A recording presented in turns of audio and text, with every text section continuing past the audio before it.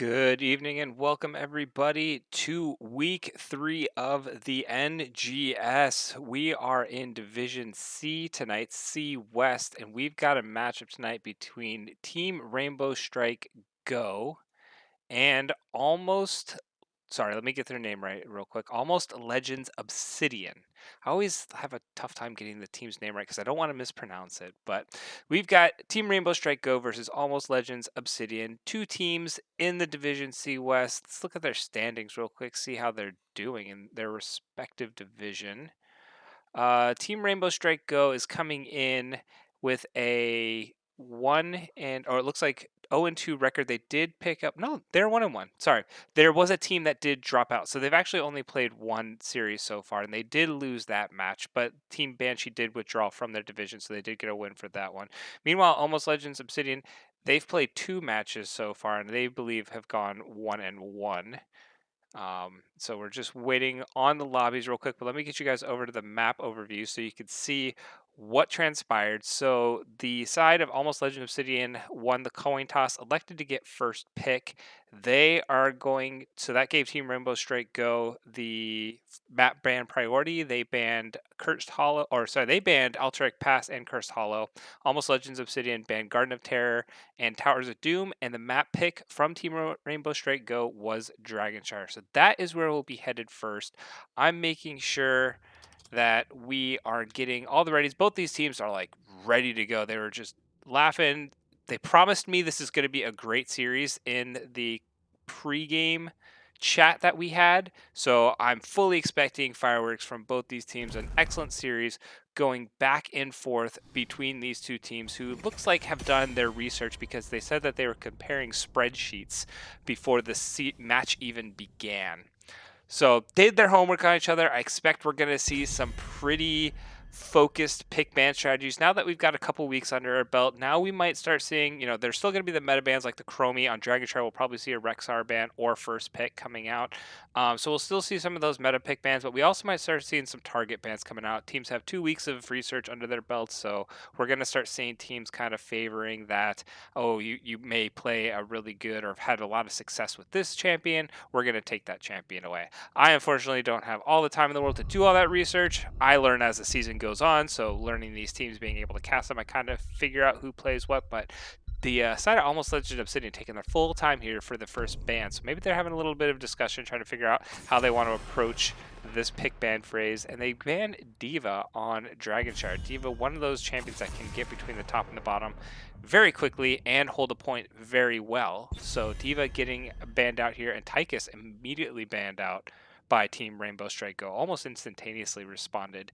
Don't want to deal with the tank shredder, also being able to put down that burst damage. So Tychus in a pretty good spot right now, and in the hands of the right individual, Tychus can do a lot of damage. I am not that individual. I wish I could play Tychus as well as I've seen other people play him, but Tychus not going to see the Nexus today. And then we see a Hogger ban. Okay, so we got two Bruiser bans coming out of Almost Legends Obsidian, making me think that nobody on Almost Legends is feeling confident going with the Hogger since they banned it out themselves, having the first pick. Usually Hogger is at that point where you kind of have to force the other team to ban it, and then you get it. But if you don't have anybody that can play him, and he's very tricky, he can be a little tough to really get down well, but once you do, man, a good Hogger is an absolute terror to deal with just because of the amount of chaos he can cause, which is appropriate for the champion. And then Chromie getting the nod and ban from Team Rainbow Strike Go, who's just an excellent mage character right now. She will not be coming into the Nexus either. And the first pick coming out is Sonya. So two Bruiser bans. Both heroes having a pretty good success against Sonya. Thiva can sustain pretty well in that lane with her replenishing mechs, and Hogger just does well in pretty much all matchups right now. So Sonya, but no Rexar ban and no Rexar pick. So will we see a Rexar come out from TSRG? They do go with the Diablo, going up, setting up that playmaking potential, following it up with the Jaina, and I love Jaina. So I am really excited that we're going to get a Jaina game here in this first map. Jaina doing very well, being able to provide a lot of that burst damage on top of the Diablo's APOC, being able to follow up damage with the Ring of Frost if the Diablo's going APOC kind of combo off of that, or potentially electing to go to the Water Elemental to get some peel for Sonya herself, depending on how the rest of the team drafts here. Coming out of Almost Legends Obsidian, we do see the Cassia and Stukov locked up. Stukov, excellent point control champion, does fairly well into Diablo, basically either negating the engage potential that Diablo has with the APOC, or being able to zone off the entire enemy team from following up with a Diablo. So, and I mean, we don't see a Garrosh ban either at this point. So if they decide to pair a Garrosh in with that, that would be a pretty devastating response to a Diablo character. ETC getting banned out instead of a Garrosh. And then Cassia is in a pretty good spot for the ranged assassin role right now. They could elect to just pair up a Johanna with the Cassia as the main take. So they got a lot of flexibility left in their main take role from Almost Legends Obsidian. Brightwing getting the final ban. So now we'll see how Team Rainbow Strike Go decides to round out. They don't necessarily need to pick their offlaner here, but since they already know the offlaner showing, they may as well, and they do pick up the Rexar. They're going to save that last DPS pick to try and counter the composition that they will see fully come online from Almost Legends Obsidian. Deckard Cain being able to provide a lot of that, again, kind of go toe for toe with Stukov with the amount of CC he can provide around an objective. Little less on the healing if your team doesn't play around the potions, but usually we don't see as much of a problem with that in this competitive play as opposed to like Storm League. So Deckard Cain going to be able to put people to sleep with the stay a while, or decide to go for the Lornados and do some great point control. Rounding out, we see a Li Ming and a Mei being picked up from Almost Legends Obsidian. Mei is going to, again, be able to provide some pretty good engage. It'll be interesting to see if she goes with the Avalanche or if she decides to go with the Ice Wall. Either one could be a pretty good argument here. Ice Wall with the Diablo going with APOC, just negating the rest of the team from following up. Could be a strong play, or just electing to be the one that wants to initiate the fight herself. Hanzo being the final pick for TRSG here. Hanzo is going to be able to provide a lot of safe damage paired with the Jaina. So the side of TSRG are going to be able to do well at putting down that damage from a safe distance when Diablo decides he wants to go all in. There's not really any large way for anybody on the side of Almost Legends Obsidian to get into that backline, except for the Mei and the Sonya if she decides to go for that leap build instead of going for the Berserker. But all in all, I mean, I really like the pick potential coming out of TSRG. They have a very specific composition in mind. They want to kill one target and kill it quickly. With the Diablo stun, APOC, Rexar follow-up, they want to lock down one target, whether it's Stukov, whether it's the Li Ming, whether it's the Cassia, and just blow that target up as quickly as they can with the amount of CC they can stack on top of that target. Meanwhile, the side of Almost Legends Obsidian, they've got more of a well-rounded comp. You know, a prolonged team fight. They can look to play the longer game, poke out with the Li Ming. So, you know, if these fights break out real quick, it may favor Team Rainbow Strike Go, but if it's able to be calm, cool, and collected, Almost Legends seems to have a pretty good draft surrounding that as well. So we'll see how these teams decide to play out the game. That's why we play the game, to see what goes on. But let's get these teams introduced. On the side of TSRG, we've got Styx sitting on the Hanzo, we got Panda sitting on the Deckard Cain, we got Kingle sitting on the Rexar, we got Robert sitting on the Jaina, and we got Silver sitting on the Diablo. On the side of Almost Legends Obsidian, we've got Conflicted sitting on the Cassia, we got Shiggity on the Stukov, we got Mischief sitting on the Mei, we got Birdflu on the Li Ming, and up in top lane we got Born Insane on the Sonya. And how appropriate, Born Insane for Sonya when she goes absolutely crazy in that top lane. So off immediately, we see the Hanzo electing to go for that simple Geometry W build. So everybody on Almost Legends Obsidian is going to want to stay away from those walls, make it harder for Hanzo to stack up that quest. But it's going to be a very good talent to utilize when they're fighting over those objectives in the bot lane or the top lane, depending on what that fight's going to go on. So Hanzo going to stack that up when we get to the actual laning phase, first objective phase. Meanwhile, we see in response to that, the Jaina not going for the quest. She's going for more of that safe poke build. So she's going to go heavy into this Q build. We'll probably see all three talents from 1, 4, and 7 going into that Q build, just giving her a lot of safe poke to kind of match the Li Ming toe for toe and provide a lot of good safe poke from the Hanzo, waiting for the Diablo to kind of pick up a pick a fight, get that isolated pick, and then commit to that fight.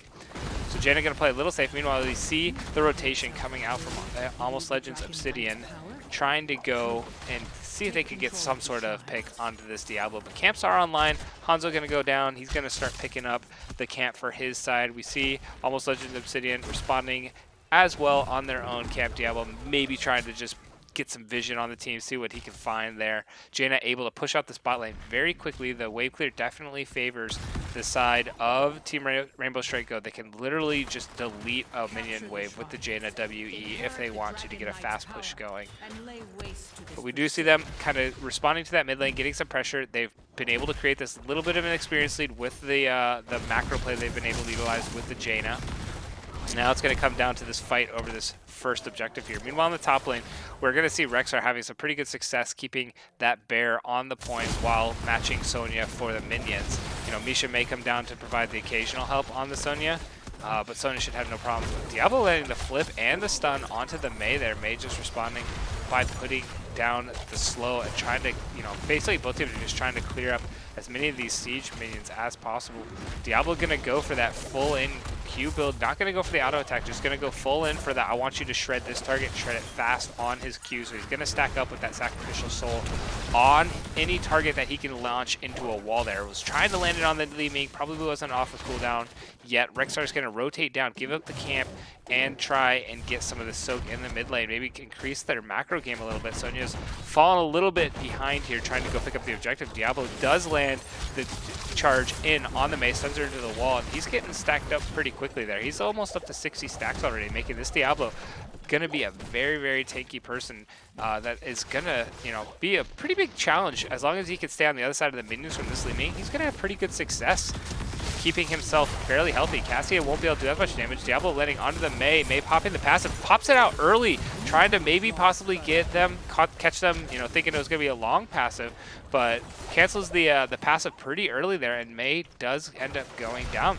So big kill. Rexar being able to channel this off, was able to go channel the top and bully Sonya off, and that is a first dragon going over at 3 minutes to the side of Team Rainbow Strike Go. They are playing an excellent early game around their composition right now. Diablo's being, you know, fairly patient, and this Jaina being able to provide a lot of that poke from safety has, you know, kind of put a wrench in Mei's plans. Mei wants to get in on the Jaina, get as close as she can, but Jaina's saying no. Diablo is taking a couple tower shots here, so he's got to be a little careful. Unfortunately, Diablo picks up a lot of tower shots around towers due to the fact that his, you know, if he uses his W underneath the tower, he may hit somebody on the other side and instantly pick up tower aggro there. Able to get himself away safely. Decker should heal him up, no problem at all. Meanwhile, the Dragon Knight is going to continue to push in this mid lane completely unopposed. Got himself down a little unhealthy because his positioning wasn't ideal, but he's still getting pretty good value in the mid lane, able to pick up both towers and the wall. They're going to punt away the Hanzo, or sorry, the Sonya there. Rexar going to follow up with a great stun onto all three members and get himself down into this bot lane. Meanwhile, Hanzo's having a pretty good time up in this top lane against the Sonya. Sonya sitting about half health. Sonya not electing to go for that W build, or sorry, the Whirlwind build there, so she won't be able to heal herself up as much. Electing to go for more of that bully build, which does well into the Rexar. Once she's able to isolate out the Rexar and catch him with a stun, she's just having a little difficulty there, but she will be able to pick up this camp, no problem at all, and getting an early start to the siege camp. Sorry, the Bruiser camp there in the top lane. Rexar going to match over on the Bruiser camp himself. Get a little help for Hanzo. That should even up the speed with the Sonya picking it up. Meanwhile, the Bruiser camp was picked up, or the Siege camp was picked up by the side of Almost Legends Obsidian. I mix those up all the time. I say Bruiser when I mean Siege, Siege when I say Bruiser. It happens. But both Siege camps being now picked up. Reds is already sitting here in the lane, and they had the advantage with the Bruiser camp as well. So even though they lost that first objective, starting to respond a little bit with a little bit of macro advantage of their own. These minions unfortunately won't get all the way to the wall. Diablo's doing a great job making sure those minions continue to attack him instead of getting some damage onto the towers there. So their towers will stay fairly healthy. Diablo just electing to get that minion a little closer, maybe get some tower shots, be able to clear it from a safer distance. But right now, this Jaina and Hanzo are doing an excellent job. Hanzo taking a little bit of damage there from the Li Ming, took a full combo.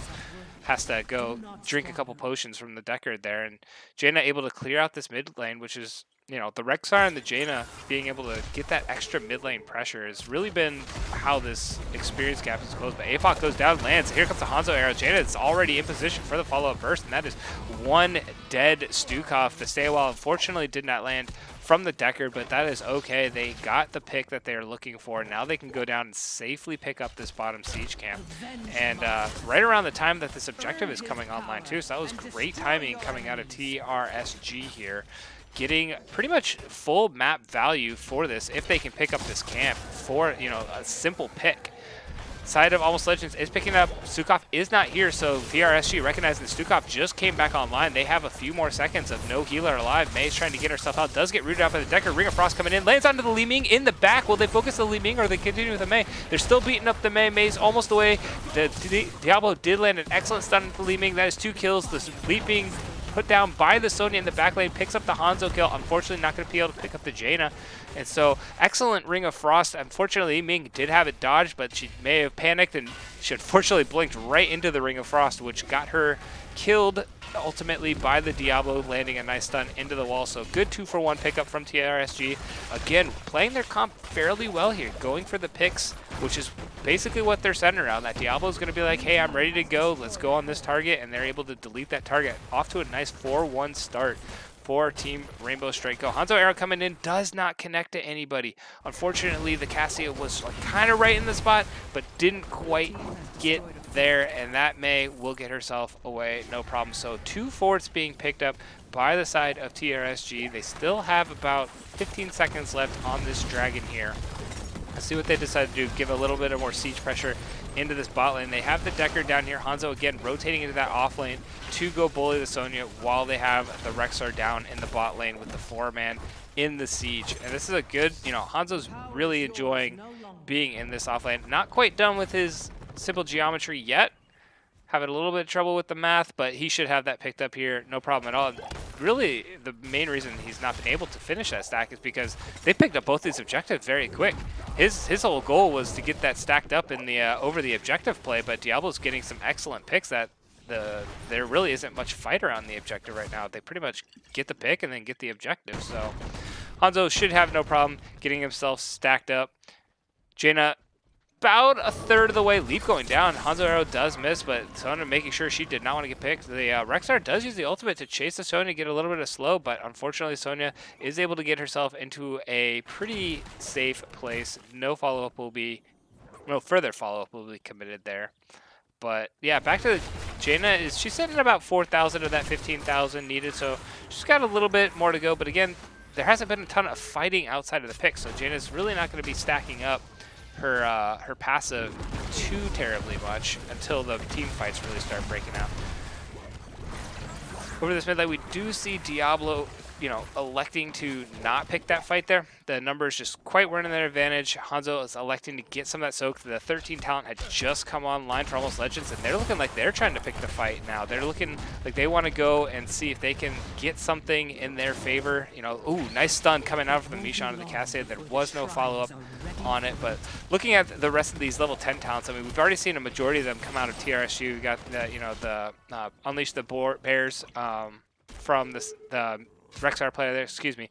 APOC coming out of the Diablo, stay a while from the Decker, Ring of Frost from the Jaina, and the arrow coming out from the Hanzo. Here goes the arrow. It does land on the Cassia. I don't think it was meant for the Cassia, but they found the Cassia instead. Diablo's going to land an excellent stun there, and that is going to be no good ice wall coming out from the Mei, landing on 2 targets there, and she will get herself away. Meanwhile, Li Ming was trying to help kill this Rexar. Sonya does commit to the leap to try and finish Rexar off, does pick up the kill there. At what cost? Will she end up losing her life? Stay a while goes down for a zone, does catch the Mei in the zoning ult to make sure that they can secure the kill onto the Sonya there.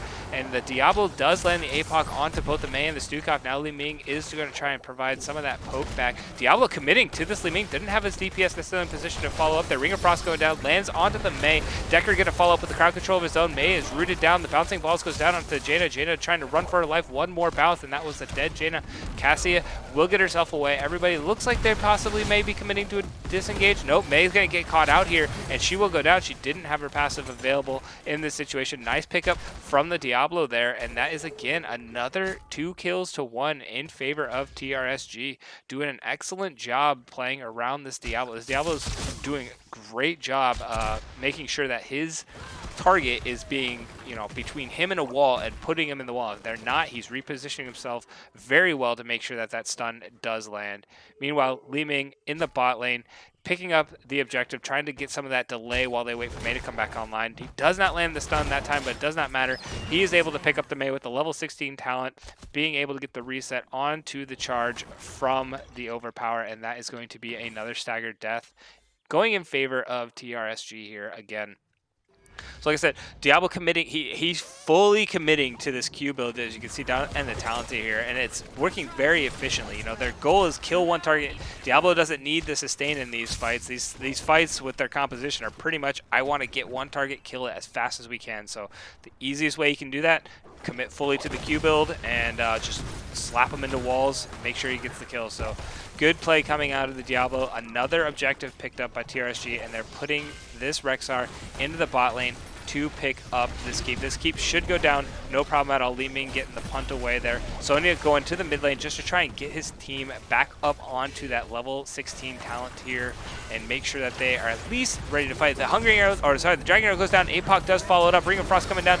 Doesn't land. The Li Ming was able to get herself away, but Cassia will go down caught in the middle of that Ring of Frost, so not able to get herself anywhere to safety. Mei trying to get herself away will indeed do that, landing a nice 3-man stun. This dragon cannot push past any further. Li Ming was able to get herself away just in the nick of time using that teleport just within a half a second. Before that Ring of Frost was able to catch her and make sure that she did not go anywhere. So good play by the Li Ming to make sure she didn't get caught in that. Gonna try and finish off as much from the dragon as she can. This dragon is done. Sonya in a bit of a position to try and come and create something here. She is rotating down from the top lane, looking like she's thinking better of it since they don't have the Cassia. A lot of their kill pressure is gone. The Li Ming is going to be able to provide a lot of that single target burst, but once she throws it all out, there's no real follow-up damage. So if it doesn't kill the target, they need the Cassia to be able to provide those finishing blows to get Li Ming the resets that she needs to be able to put down more sustained damage there. But Hanzo now completed his simple geometry with the piercing arrows is going to put down a lot of pain in these tight corridors. So anything that almost Legends Obsidian is going to try and pick in these corridors needs to be thought about carefully, because if they put any sustained fight in there, Hanzo's going to be able to put down a serious amount of damage in any of these little channels between the lanes. So we got to see some pretty safe rotations coming out of the Almost Legends Obsidians. It looks like they're doing so, just committing to, clearing up this bot lane. They really don't have to force anything yet. 20s aren't anywhere near online. They're just hit level 19 from the side of Team Rainbow Strike Go. Maybe checking to see if there's anything being done in this bot lane. It wasn't. They're electing to now go ahead and go pick up that camp, trade their top fort for the camp. So now the side of TRSG will have passive minion pressure in all three lanes. We'll get some of that passive XP. Sonya should be able to clear this up, no problem at all, while they pick up the remaining of this camp there. And now it's pretty much, we got to find a fight with 5 under this objective. And while with Sonya clearing those minions on top, and now she's starting to rotate down. She's rotating down a little bit late. They have great positioning. Bird Flu is getting caught out on the Li Ming here. She does blink away, keeping herself safe from the Diablo. Misha is popping the ultimate there. Sorry, Rexar is popping the ultimate. Does catch the Stukov. APOC goes down. This Stukov is getting crowd controlled all sorts of places. And that Stukov does go down. The Ice Wall does land on the Jaina. Diablo landing the stun on the Cassia. That is both the DPS and the healer down, and this could be a potential core call here coming out of TSRG. Having 2 of the picks, the teleport does go down from the Diablo, doesn't land onto any targets there, so it's not able to follow up with any of those flips. Staywell does land on the Mei. It looks like Mei's out of that, but, your toes on the line, you're considered in, and that Mei does go down. Sonya landing a 3-man leap there. That was a nice leap. Ring of Frost going out, but Jaina goes down before it's able to connect. She did land it onto both the Sonya and the Mei, so Sonya will trade her life away here. Mei trying to do everything she can to delay, get as much time over, but Rexar having none of it, just playing dead on the ground, making sure that he keeps himself alive, and that is a full 5-man team wipe for just the Jaina there. The Hanzo will be able to put some damage down onto this core. Stukov trying to make sure that he can keep everything alive for the Cassie. Cassie is back online now. The core getting down to about 72, and the call is to disengage. Decker taking a couple of tower shots there, but does put down the safe disengage behind himself. They do have 20s online. They got about 30% of the core, which is, respectable for their team to be able to get any sort of core damage there, because it looked like they could potentially do a core call. But then losing the Jaina really hurt. So it's a good pickup on the Jaina there, being a lot of their burst damage to keep people away and some of their significant core damage. And so they just didn't quite have the damage to be able to finish off the core. But they will be able to pick up both of these objectives, no problem. The side of Almost Legend of Obsidian, they're trying to delay as much as they possibly can, get some of the soak, but they're down about a level and a half still from those level 20s online. Now about a level and a quarter, so it's going to be difficult to get those 20s online and create a good fighting opportunity here for themselves. They pretty much have to defend this, though, because if they can't defend this dragon, they are going to just outright lose. Diablo does land a stun onto the Mei, but Mei is able to keep herself alive due to the pretty much the silence coming out from the does pop the passive.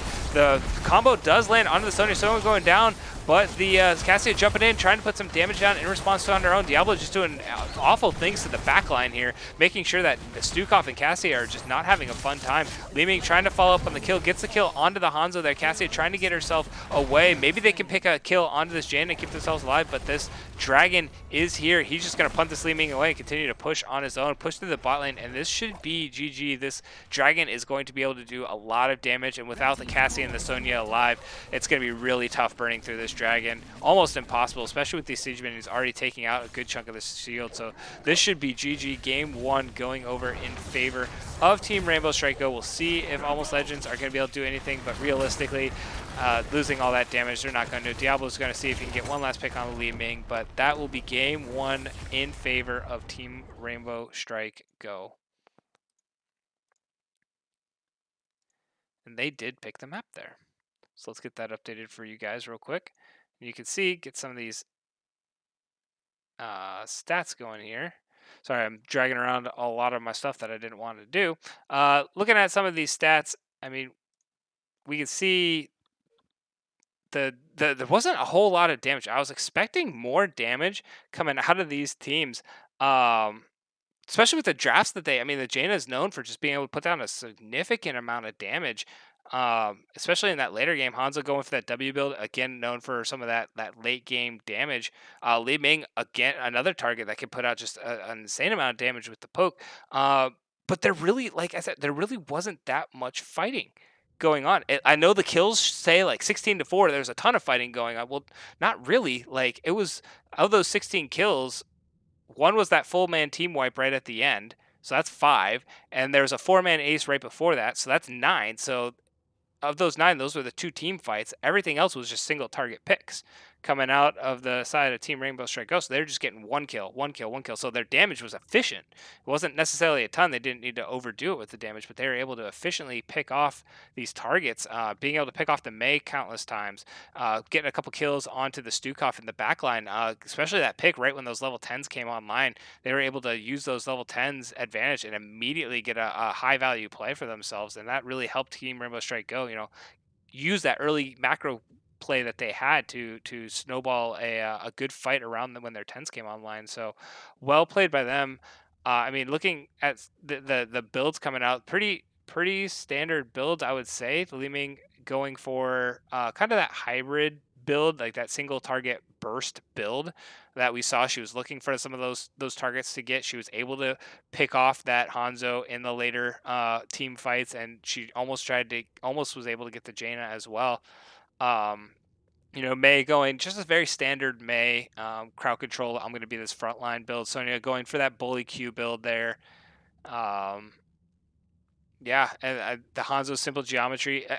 I want to say it would have done a ton of value, and the Hanzo would have done even more damage had they been able to fight around the objectives, but they just didn't. So Hanzo really never got to pop off like he would have with this build. He still did everything he was supposed to do. I mean, those dragon arrows were on point. He was able to follow up the apox and be able to follow up the stay whiles, no problem, and be able to lock everything down for the Jaina, just land a perfect ring of frost. So good team composition coming out of TRSG. Like I said, if they're able to execute and play around those picks and their ultimate combinations, I think they had a really good shot.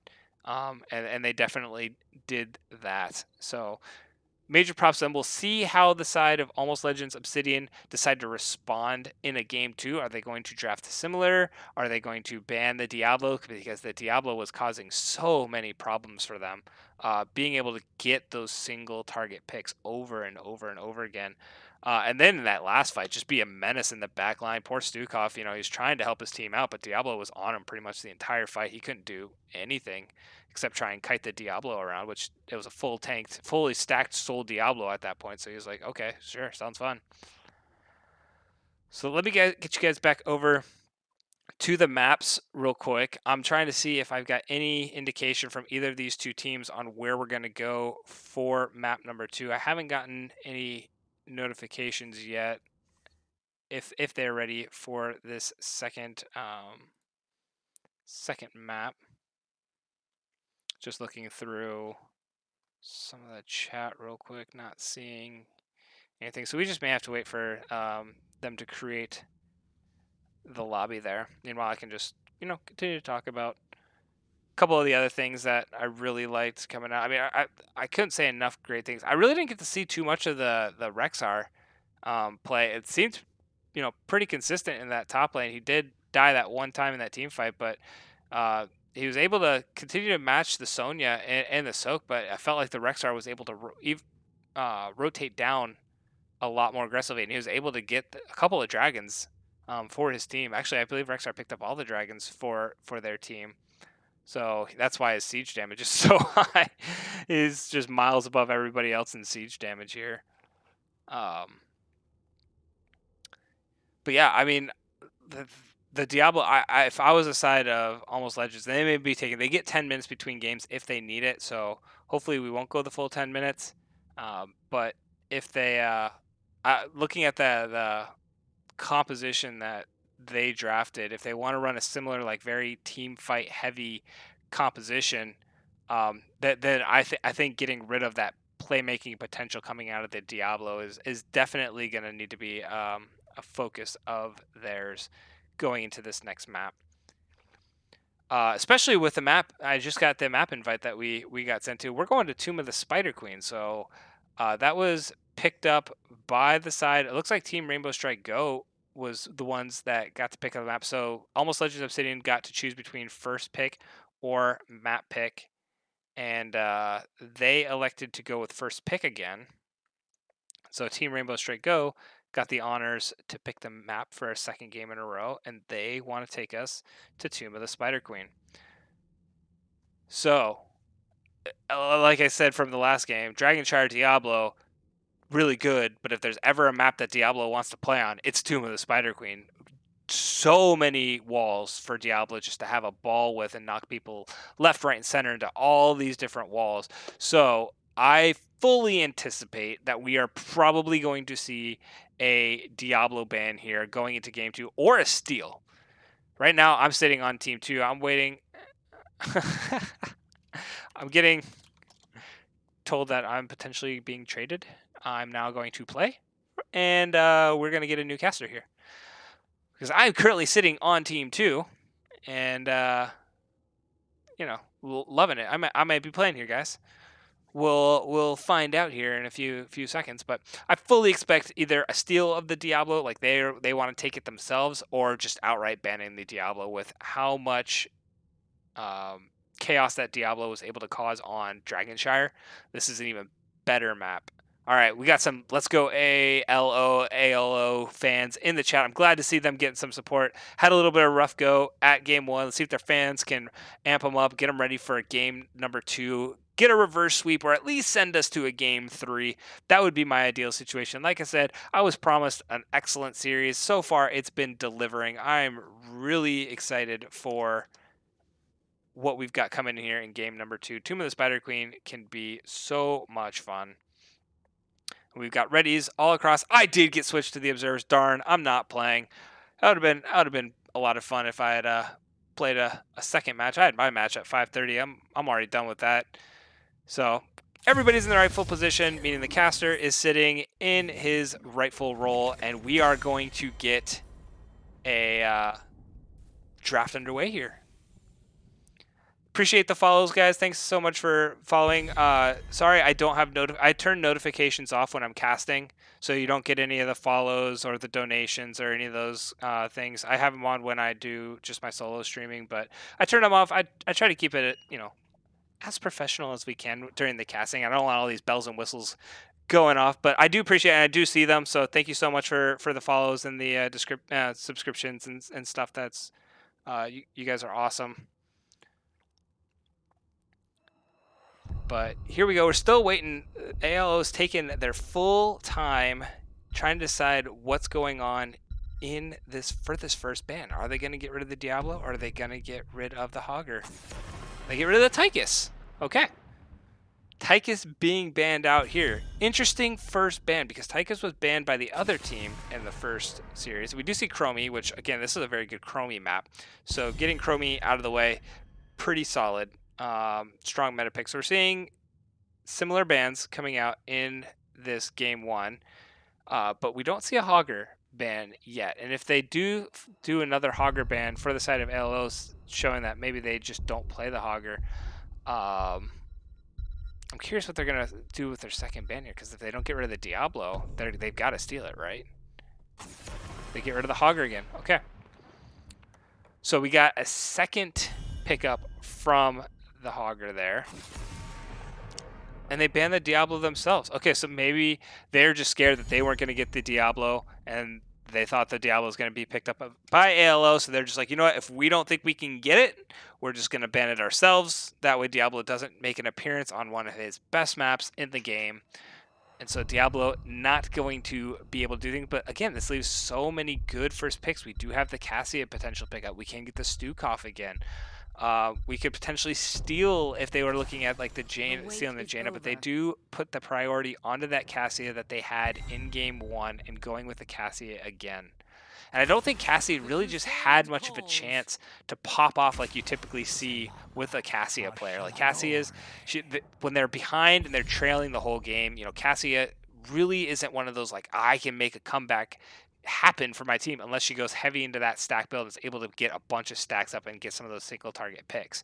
But it's really hard around Diablo because she has to play so careful when she's behind, because she doesn't want to be the one that's being picked off there. And she has to be used for like that counter engage. Really not giving Cassie what she wants. But we do see the Johanna being taken from the side here. She followed up with the Kael'thas. Kael'thas likes these close quarter combats, going to be able to spread that living bomb a little bit easier. Johanna kind of a steal away from the Cassia. They don't want that synergy with the Cassia. Johanna blinds her days composition coming out. So taking the tank option away, we do see the Brightwing and the ETC picked up by the side of ALO here. ETC going to potentially play songs. Right now, there's a lot of Mosh interrupts already available for the side of TRSG, so we'll see how they finish rounding their composition out. But ETC is going to have a little bit of a difficult time playing a Mosh into that comp so far. Thrall getting banned out here from the side of Team Rainbow Strike Go. Not going to make an appearance in the bot lane. And this is typically a pretty good Thrall matchup, especially or Thrall map, compared to Dragonshire, where now he's got a lot of places that he can put down that Earthshatter or put down that slowing field and make sure that nobody can, all that CC utility. It's making it difficult for the enemy team to kind of be able to be mobile in between, the two lanes there. Deckard being banned out from the side of ALO. And we'll see what the side of Team Rainbow Strike Go decide to go. They did have the Stukov available. They knew Brightwing wasn't going to pick up, so they decided to take the Stukov for themselves. And Falstad being picked up as well. I'm interested in the Falstad pick. I'm anticipating this Falstad's going to go into the bot lane, be in that 1v1 matchup in the bot lane, be able to fly to help out other members. He could go to the Q stack Falstad, which will provide so much value, because there's so much close quarter fighting that he can get those stacks up pretty heavily. And then, in that level 20 with the Gus being able to just blow people into the wall and not let them escape, which there's a lot of, like I said, there's a lot of walls on this map. So Sonya and Tassadar rounding out the composition for ALO. They're committed to this Cassia and the Sonya play coming out. They're changing a couple other things about their composition, but they're hoping that Cassie and the Sonya is going to be able to deliver here on Tomb of the Spider Queen. This last pick is coming in. They're probably looking for some sort of DPS auto attack. They do go with the Blaze. Okay, so they decide the Falstad's going to be in the 4-man. Blaze will be in that bot lane. Or maybe they'll put Falstad in the bottom and Blaze. Johanna will just be an epic engage for the Kael'thas. But Falstad gonna probably, maybe with the Kael'thas, he's not going to elect to go for the Q build. Probably going to just elect to, since he's in the 4-man, either go for the stacking quest, or I don't anticipate Bribe coming out here on Tomb of the Spider Queen. But you know, we'll see. We'll see what Falstad decides to put down here. I'm really curious about that Falstad pick. But here we go. Composition's coming online. You know, ETC not going to have the best time into this composition at all landing moshes. Like Stukov, Falstad, Kael'thas, Johanna all have multiple ways of interrupting this mosh coming out of the ETC. Granted, if the ETC does elect to go for mosh, he's going to use it for like picks, like trying to get one target and, you know, find that kill. But I don't anticipate we're going to see a Mosh ETC. We'll see. We'll wait till level 10 to make that final call. But on the side of TRSG, we got Silver sitting on the Johanna. We got Stick sitting on the Falstad. Kingle sitting on that Blaze. Panda sitting on the, I believe it's a Stukov, and then Rober sitting on the Kael'thas. They all stack on top of each other. It's hard to see. On the side of ALO, we got Birdflu sitting on the or the Cassie, I believe. Conflicted sitting on the ETC. We got Mischief on the Tassadar. We got Born Insane on the Sonya, and we got Shiggity sitting on that Brightwing. We do see it is the Bribe Falstad, so he's going to be able to pick up those bot lane minions pretty consistently. He's going to be able to get the stacks up that if he gets those bot lane minions on a timer, he will be able to continually pick up those bot lane minions pretty easily, especially if he stays in the 4-man, getting double minion experience. But we do see the Sonya already rotating down, so the 5-man is definitely in favor of TRSG right now. Cassie electing to go in with the ETC, even though they're down 4v5 and no Sonya's in the bot lane. Falstad did take a bit of a beating there, and Sonya is able to get some of this early XP, deny a couple globes to the Blaze. So we do see a pretty good pickup there coming out from the side of ALO. Going to be able to continue to rotate in this 4-man advantage. And, you know, this Johanna is probably going to be the one that's going to be able to take a lot, but she is taking quite a beating here. Getting down to about half health. Nice wall coming out from the Tassadar, keeping Johanna from behind. The ETC does land the power slide. Johanna continuing to get auto-attacked by this Tassadar, and she's getting down fairly low. So pretty good damage down onto the Johanna there. This bot lane's going to be boring. I'm sorry.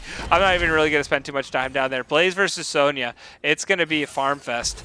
And then, you know, the occasional rotation we may see. We see Blaze rotating up into the mid lane to try and get his team ahead. It seems like they were a little bit behind on the rotations. Now they're able to get up into the advantage with the Blaze making that rotation there.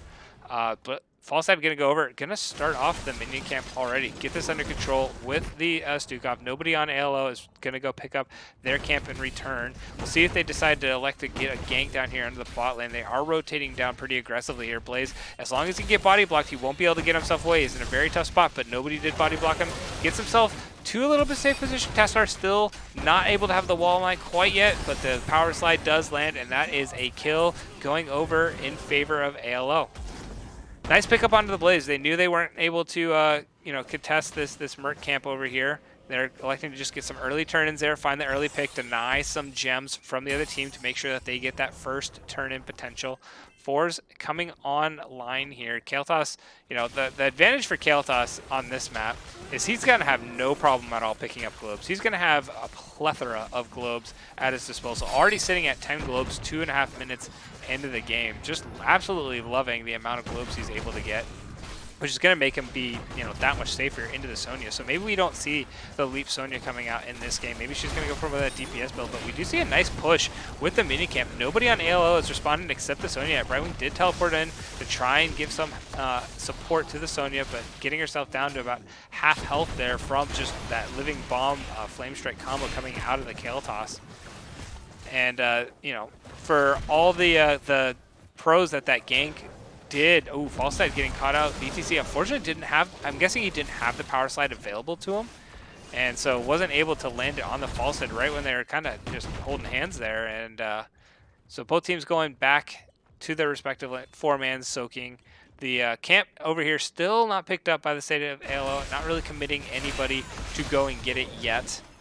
maybe trying to hold that timer for when they're going to get a turn in here. Now Sonya is going to go and pick up that camp. Meanwhile, the rest of the team, they do have the turn-in potential. They are looking like they're going to potentially try and get some sort of turn-in over this mid lane. But Blaze, he's going exploring, trying to find out where Sonya went. He knows where Sonya is. Meanwhile, Tassadar, he's going to go try and soak up the remaining experience in this bot lane. Blaze may try and steal this camp. Oh, he doesn't. He elects not to. Sonya's just a little too healthy with the minions, and Blaze was in a pretty deep spot. Cassia able to get her turn in, and so now we're just waiting pretty much on this Tassadar and the Sonya to be the last two people to deliver. Meanwhile, Sevens are now coming online for both teams. We do see that the Falstead's going to go for that Boomerang at level 7. Did go for the Static Shield at level 4, so kind of going into this hybrid Falstead build. The Power Slide lands onto the Johanna there, but that's the only target. Stukov being able to put down that pool to make sure ETC can't get himself away. Brightwing will top off the ETC there, make sure that the ETC does not go down. Blaze and Tassadar are now rotating up. 5-man team fight for both teams here. The minions are getting pushed in pretty significantly. The side of Team Rainbow Strike Go able to clear that out without any trouble here. Sonya just continuing to be a bully in this bot lane with the double soaking. I believe she's behind in the soaking experience. Sorry, I'm passing around. Yep, she's just a little bit behind from the Blaze, not too terribly there.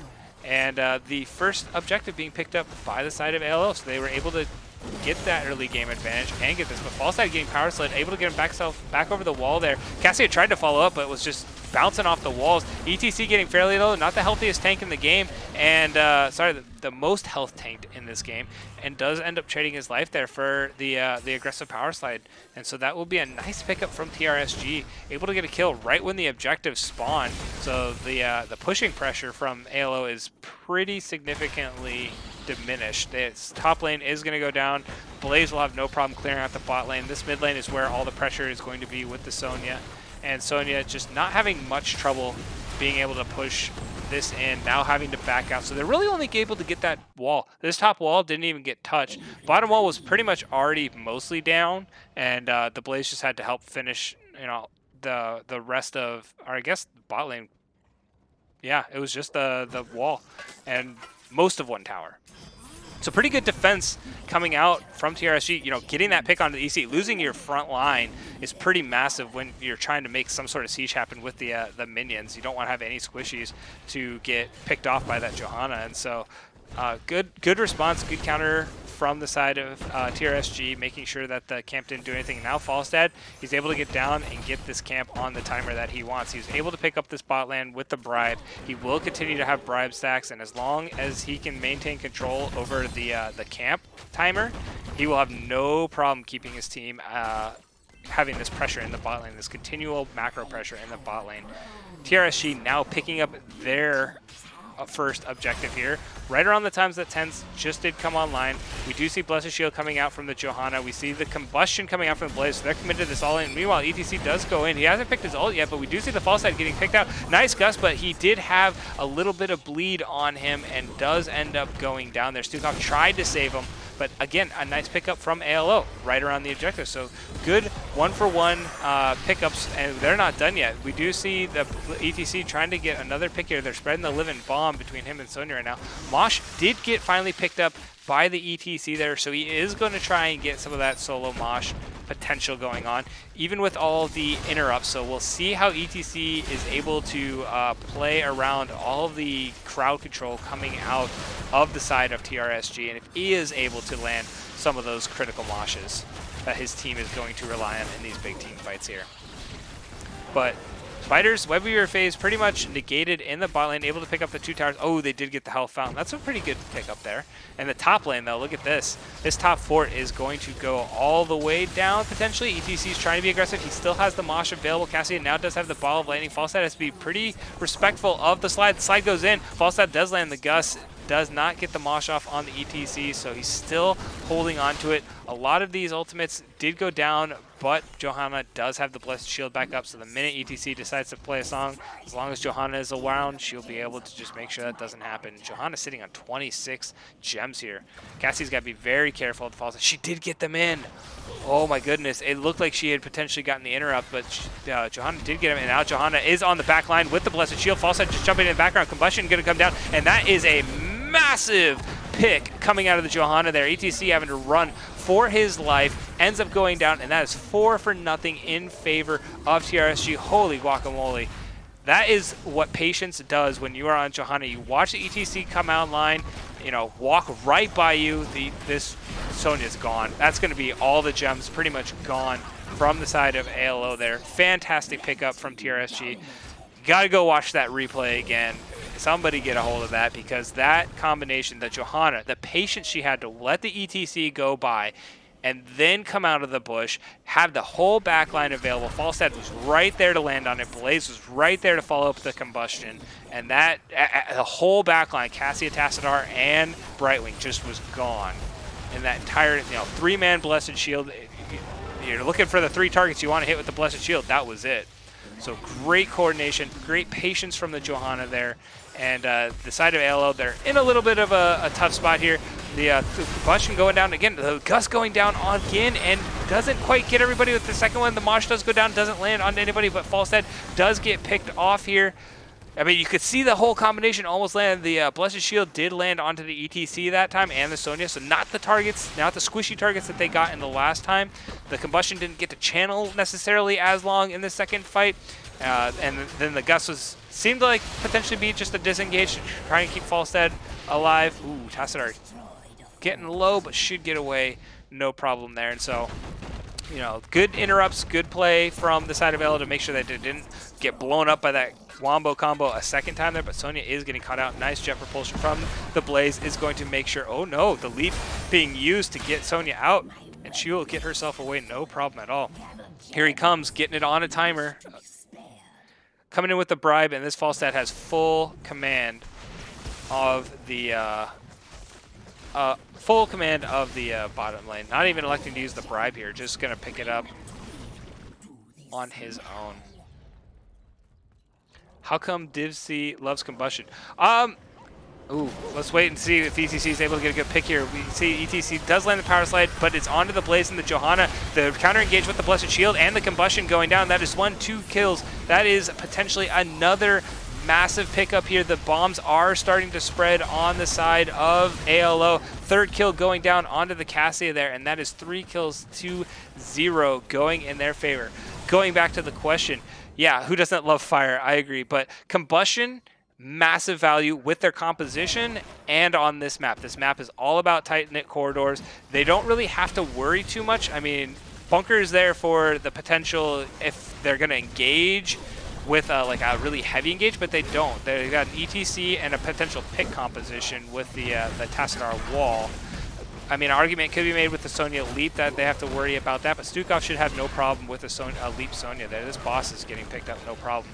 And so the value that they're going to get out of combustion with the Blessed Shield, with the Falstad Gus, just grouping everybody into a ball and Blaze being like, yep, you gone.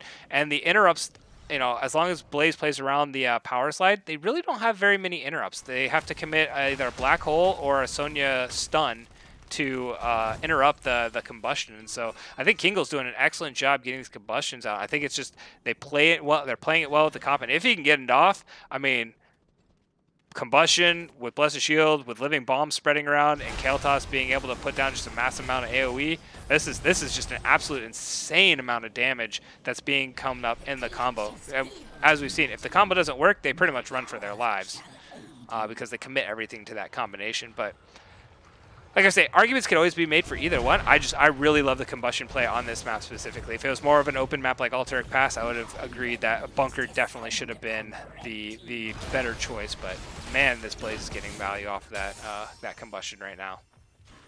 Just this fight alone right here with the Johanna Blessed Shield. I mean, I'm loving that play. I want to watch that play again when this is over. Ooh, the Blessed Shield unfortunately missed by Silver there. Doesn't connect onto the ETC, so they weren't able to get this pick right out in front. They will not have it for this siege. You know, it's down for about 50 more seconds. Nice 60-second cooldown on the Blessed Shield there. But they should have no problem sieging this as a 5-man. Sonya having to respond to the other lanes. The entire side of ALO, they're just waiting for the 16s to come online there.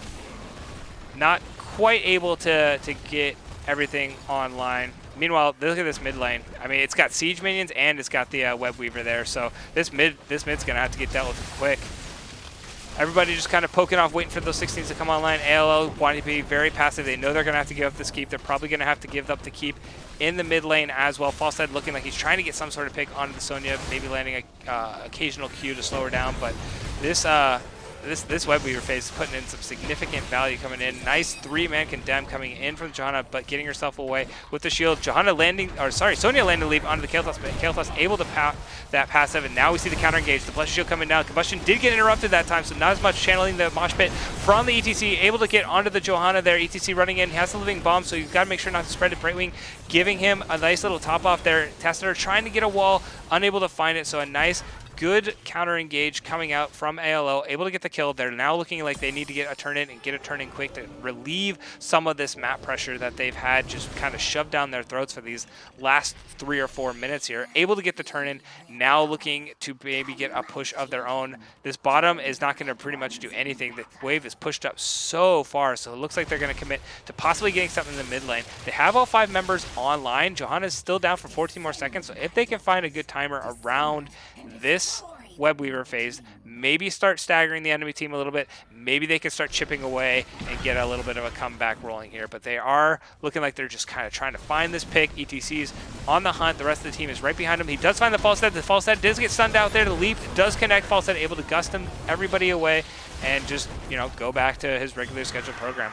Johanna is now here. She is online. We do have a 5v5 situation. Top lane is where the push is going to be. Again, ETC's Mosh is not available for like 40 more seconds, so that's really what they're waiting for. Johanna does have to pop the Iron Skin to get herself away, going with that extra movement speed with the Iron Skin, so look at her go. She's got speedy boots on.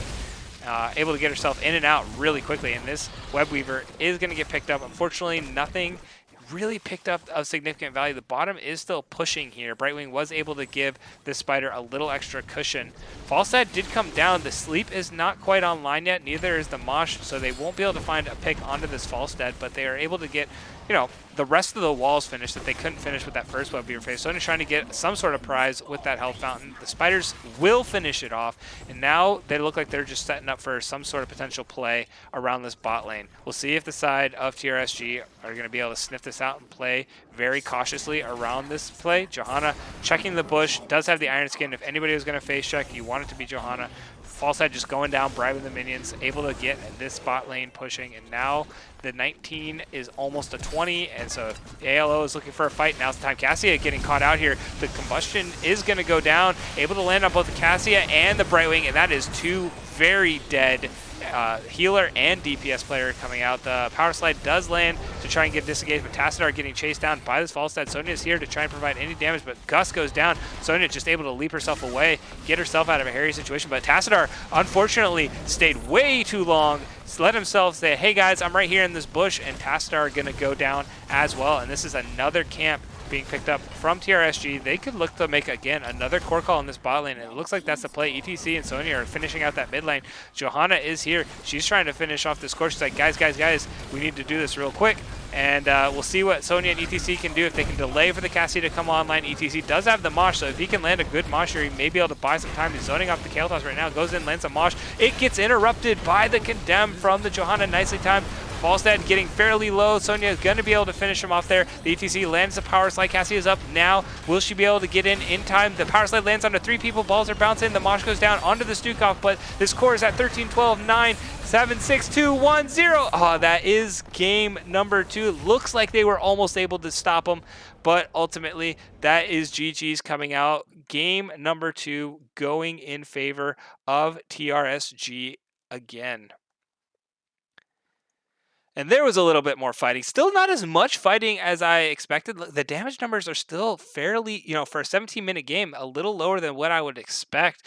But the damage stuck. Like, it did its job. The damage, when it was done, was put down. You know, I love the combination that we saw coming out of TRSG in the second game with the engage potentials they had. I mean, I guess I get to, if I can get an interview, I can ask them what the reason for the Falstad pick was. Maybe it was just to get that bottom camp on timer and the gust into the wall to set up the wombo combo. But man, like Kael'thas and Johanna and Blaze were doing so much damage. The boomerang definitely helped. I should not negate the fact that boomerang didn't do anything, because it definitely provided a lot of that burst damage on top of the Kael'thas damage. in those wombo combo moments. But yeah, I mean, well played by TRSG. They came out, had a very commanding first game, I think, and then pulled out a pretty different composition here in game two, and still executed it very cleanly. ALO gave him a good run for it, but I think that play by the Johanna Blaze Kael'Thas and around that web weaver was kind of the start of the end there, where they landed that massive combo. So let me see if I can get Robeer in here for an interview. Let me find what lobby I can get in. Let's go to lobby 3. We'll wait for him to kind of join us, get a nice little interview with our victors.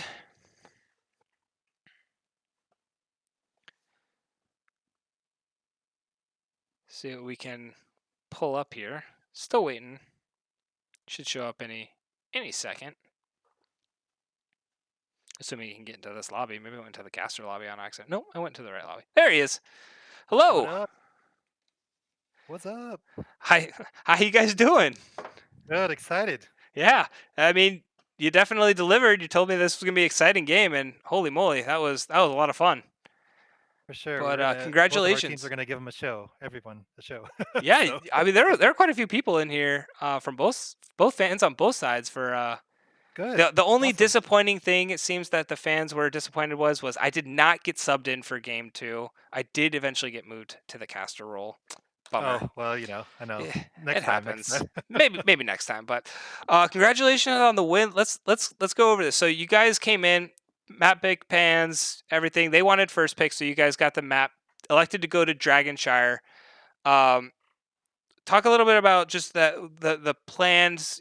Don't give away like secret strategies, but what went into that draft phase. I mean, you saw them ban out some pretty weird stuff, like they banned out Hogger instead of making you guys ban out Hogger, Mhm. which left Rexar available. So once you saw that, was your plan like, hey, we're going Rexar right away? Yeah. Rexar is always good on when they're trying to protect the points, so that's always an option for sure.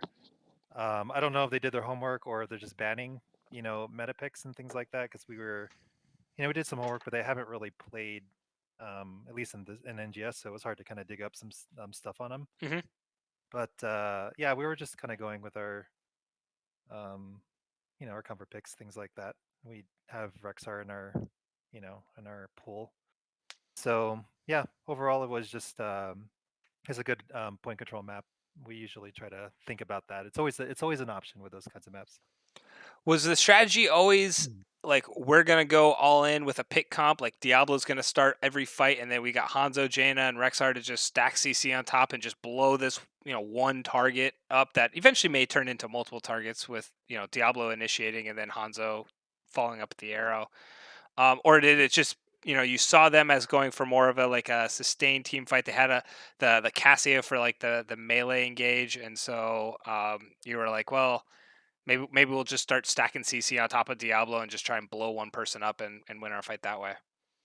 Yeah, pretty much. I mean, I think it, depending on what Silver's feeling for that game, we kind of try to, I quote unquote try to, synergize with his pick, Hmm.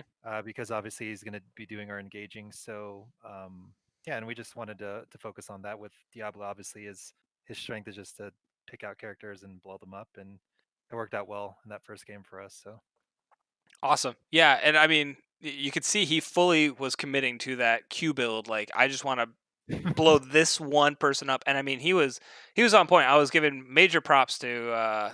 You said it was Silver, right, on the Diablo in yeah. game 1. Hmm. Yeah, his engages were pristine, and making sure his positioning was good enough to continually get stun after stun after stun. I mean, he got his soul stacked very quickly, and Yeah, from then on he was out, he was doing his thing for sure, and I yeah, and it kind of made the rest of you look good by just association there. Easy landing of the dragon arrows, and then the ring of frost from Jaina there too. But it seemed like you guys had that nice combo ultimate stacking going on in that game 1. Rexar was able to get in, but really it didn't seem like you guys were at all worried in that game 1. Game 2, Did you think you were gonna possibly get Diablo again, or were you like, no, they're gonna take it, so we're banning that?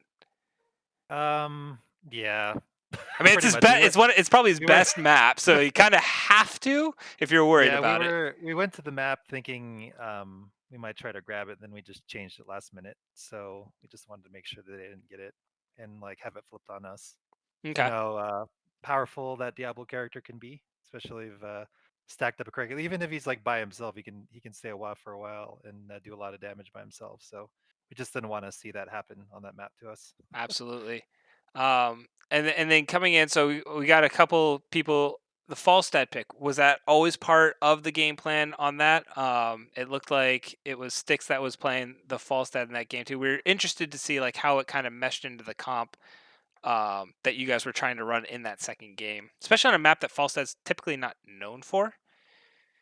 Yeah, yeah, it's we've messed around with it on that map, and it's not obviously something that you're gonna think about Hmm. because normally he's gonna be good as a global on a bigger map, and we'll use him for that as well. But I think we were just thinking about the interrupt when we saw ETC, so we just wanted to make sure we had some kind of Right. interrupt in case the KT stun didn't go off. So we're just trying to be careful, really. Yeah.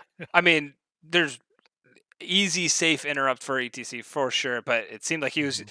ultimately it turned into, you know what, I kind of want to use this ultimate aggressively, and he was landing some nice ultimates to put people in corners to synergize with the Yeah. what my next question was going to lead into, the combustion pick of the Blaze player. Is that again something you guys have just been working through, and you're like, hey, we want to go combustion? I thought it was like, yeah, he's gonna go combustion because look at this combination coming out, and the map. But was that always the plan, or was he like halfway through the game, like, you know what, I'm gonna switch from bunker to combustion, or I haven't decided yet, and that level 10 is like, nope, combustion. No, this game we talked about it before the game, and we just kind of let him do whatever he wanted to do, and he just figured that he'd get more value with the combustion. Oh, Um, absolutely. so it was kind of his choice on that. I think usually when you have a blaze bunker is kind of something we always consider, um, but yeah, he just opted to go combustion, and it worked out for us this time. Yeah, I mean, I was wondering if you're like, you know, we just want more wombo in our combo kind of deal, just some more burst damage on top of the boomerang and the obvious kill toss damage coming out. Hmm. Which I mean, there that one fight around the spiders where I mean, I you blink and three of their members are dead. That was something special coming out from pretty much the Was whole team effort. were they stuck in? I'm trying to remember which one you're referring to. Was that the one where they're kind of stuck in like a little choke point, or? Yeah, so they were sitting in mid. It was over the bottom objective, and Hmm.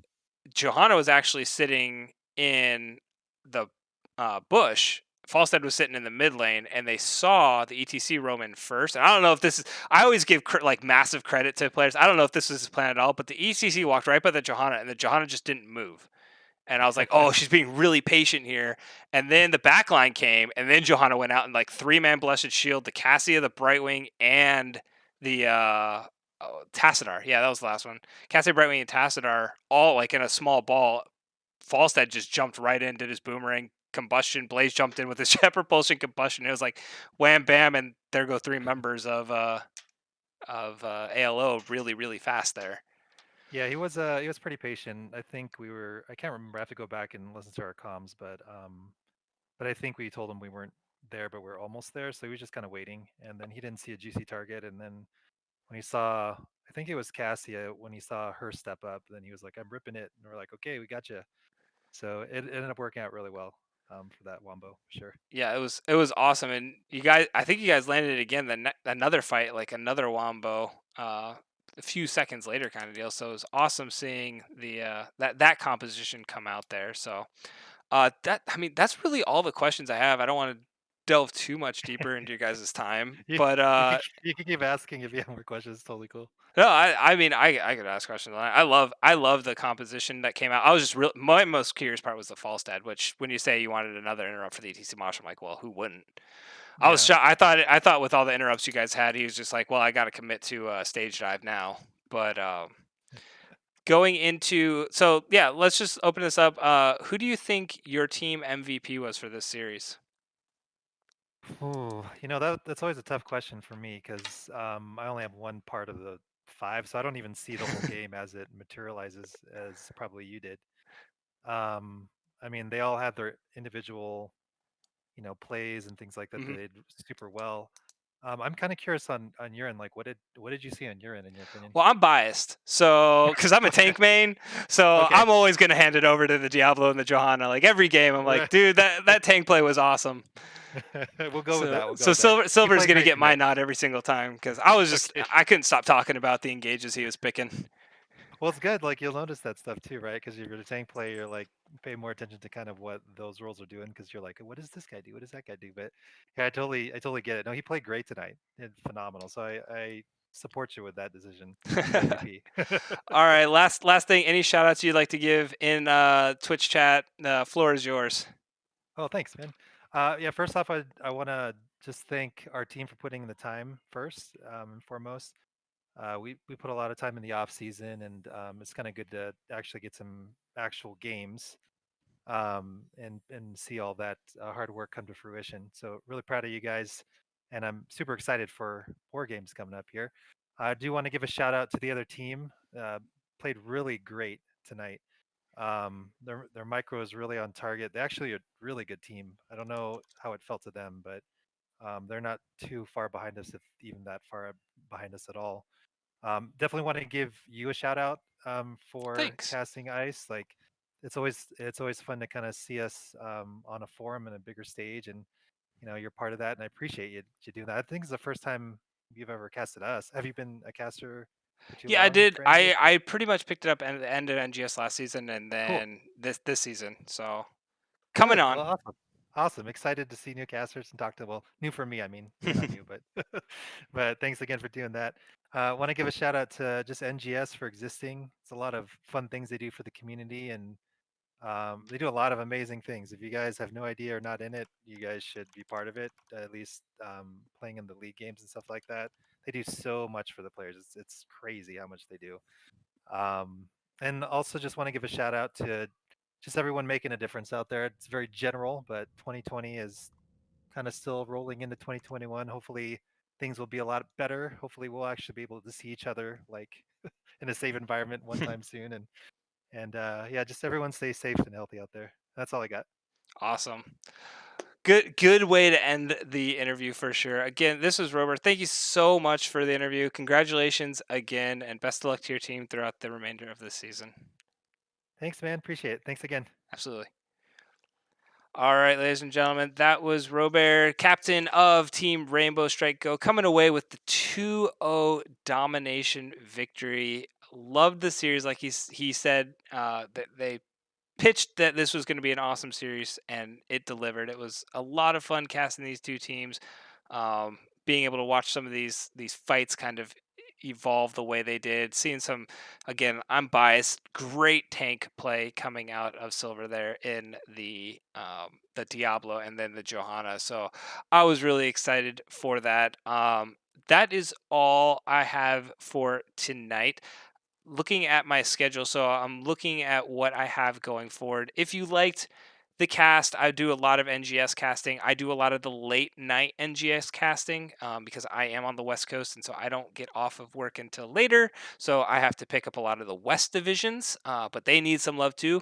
So I've got a lot of those late game casts. So if you're bored and you want to come watch, drop a follow. I will absolutely send you a message or I send out a message notification when I come online.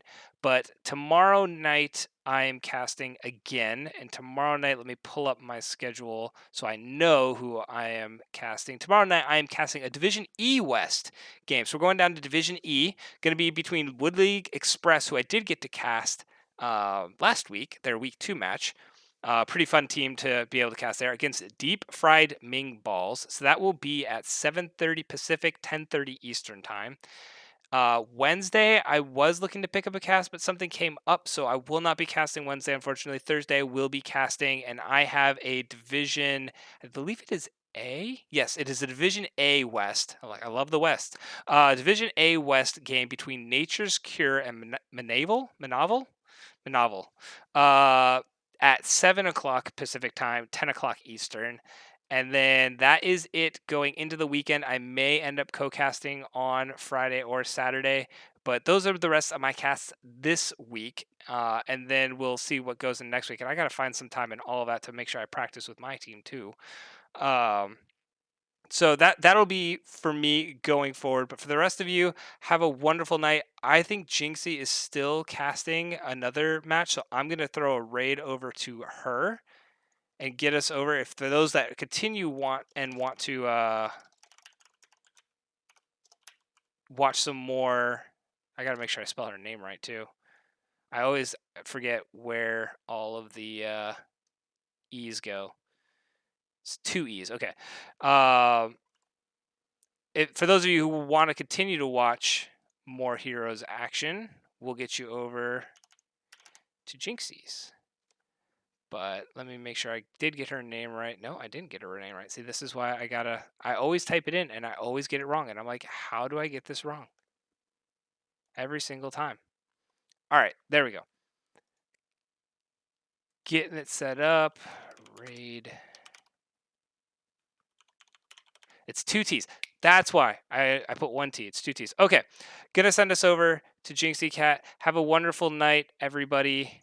Take care. Look forward to everything. Take care of yourself, like Robert said, and I will see you tomorrow. Have a fantastic night, all.